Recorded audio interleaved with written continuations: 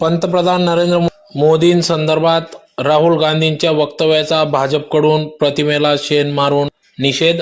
देशाचे पंतप्रधान नरेंद्र मोदी व केंद्रीय गृहमंत्री अमित शहा यांच्या संदर्भात काँग्रेसचे नेते खासदार राहुल गांधी यांनी केलेल्या गद्दार म्हणून वक्तव्याचा निषेध आज धुळे शहरात भाजपच्या वतीने करण्यात आला.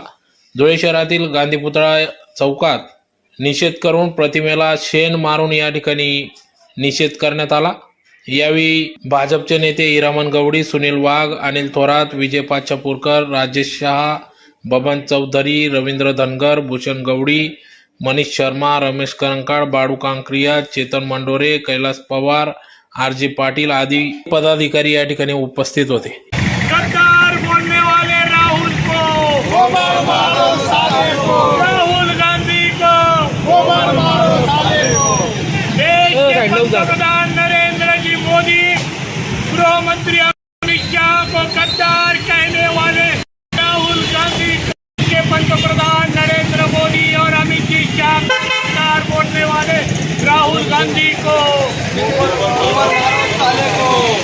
आपल्या देशाचे विकासशील पंतप्रधान ज्यांनी तिसऱ्यांदा या देशाच्या पंतप्रधानाची धुरा यशस्वीरित्या जनतेने त्यांच्या हातात दिलेली आहे, असे पंतप्रधान हे 5 देशांच्या दौऱ्यावर गेलेले असताना मात्र या गांधी घराण्यातील नकली गांधी घराण्यातील रिजेक्टेड माल राहुल गांधी यांनी नरेंद्रजी मोदी साहेब आणि अमित शहा साहेब यांना गद्दार गद्दार गद्दार म्हणून प्रत्येक ठिकाणी आपली भाषा वापरतोय.